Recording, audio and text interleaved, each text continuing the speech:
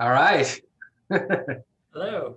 Another day, another week and another major change to the way things get done for us.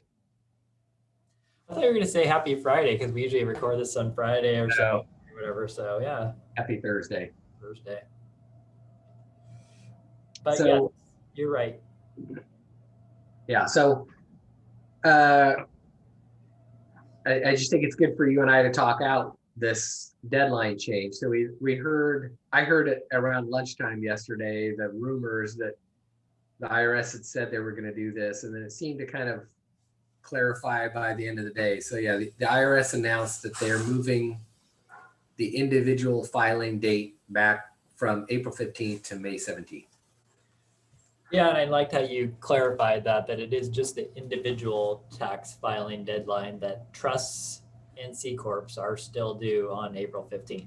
Yeah, so at first there's this, oh great, everything's moved back and it buys us a little extra time and all this stuff. But yeah, like you mentioned, and we'll talk about it here, because I think it's good for us to make sure we're thinking about everything properly. But there are some exception to this. So the first thing in my mind was, okay, that's great, but what about California? It seems like everything these days, California is the wrinkle Yeah.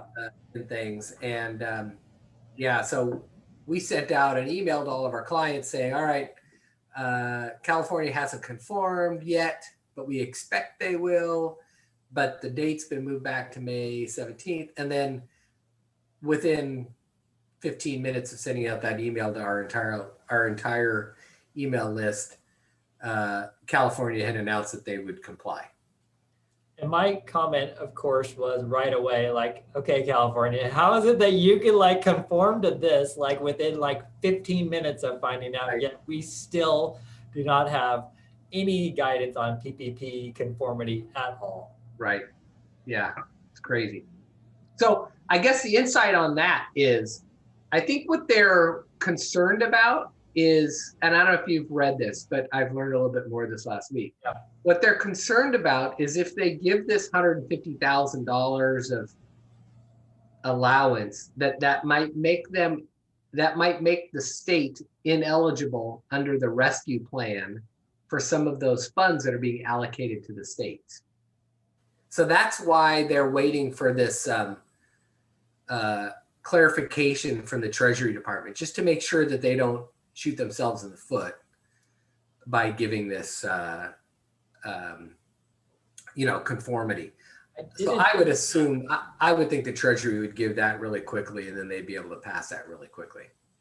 I didn't know that. I did know that they were talking to the Treasury Department about something. I had no idea why they needed their approval to Right. Forgive the debt. Yep, I think that's it. I think that they're unsure that there might be some, like almost like a drafting error in the rescue plan that might make the state of California ineligible for some of those relief payments that go directly to the state. Okay. So anyways, back to the deadline. So California conformed, and yes, you're right. It feels like they did that so quickly. It was surprising.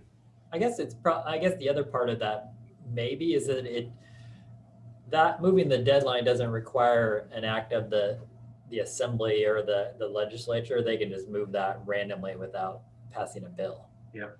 Yeah, I think that's right.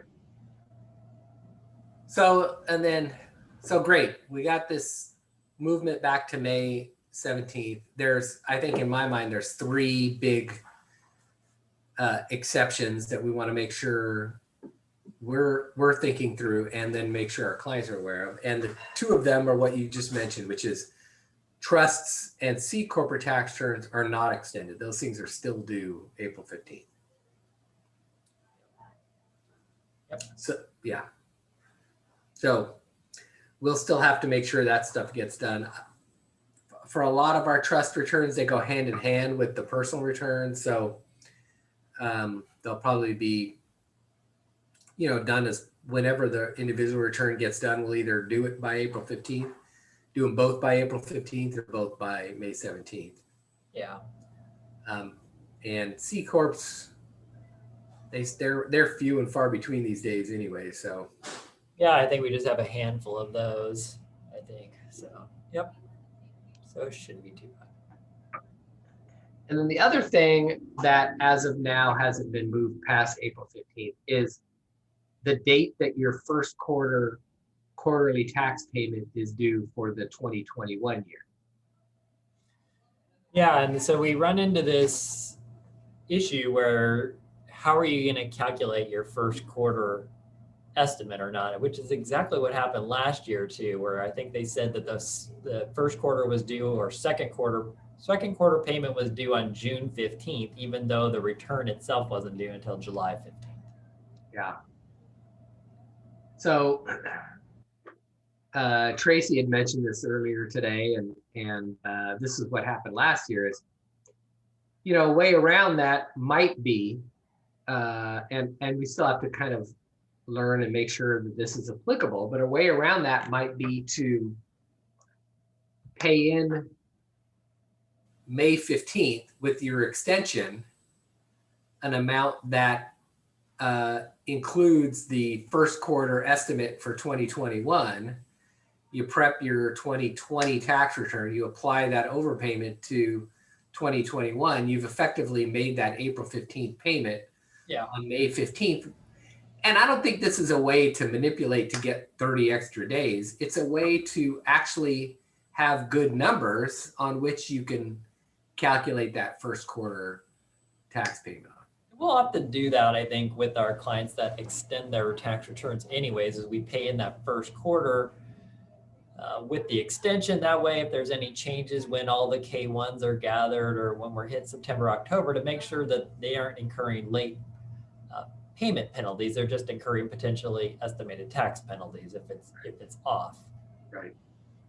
So I think, and this happened last year as well, like what you were just describing. And I think they ended up moving the date because it just doesn't make any sense. I still don't think to have the estimate due before the return, because like you just said, you just pay with the extension. So I think they'll move that.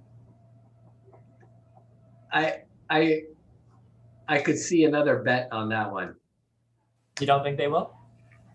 They've been this came out of the blue, and they've been so consistent in saying, we're not moving the dates this year. We're not moving the dates this year. Yeah. I think part of the reason that they even moved the dates is they're so far behind, the IRS so far behind in processing returns anyways. Yeah. So I think part of it was for their own sake, but I don't think it takes much to process payments that are coming in the door. I don't know. Yeah, I mean, they did specifically state that the first quarter, was due on April 15th. I mean, that wasn't like, hey, they just didn't address that issue, or they didn't say it was changed. Whereas that might have been the case last year. They specifically said, we're leaving this the same. So it's likely. Here's my prediction. Okay. They don't change the date, but they announce that they will not calculate estimated tax penalties on that 30 days between April and May. Yeah, I think that is or they just say, look, if you just request us to waive those penalties, we will. Yeah. No, that makes sense. That way they don't have to change software and all that kind of stuff, and yet they can still accommodate people who are in a tough position. Because I think it's important to note, this is very needed. It is a crazy year. I mean, people in Texas who were without power for a couple of weeks, although they already got their date extended. Us in California because of PPP. I mean, this is a necessary thing. So.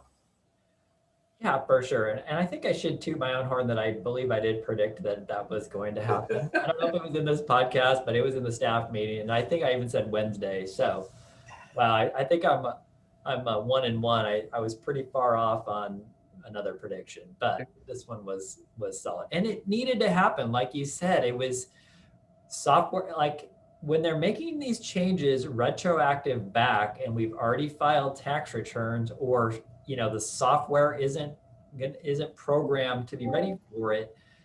they have to give us more time on that. Right. Yeah.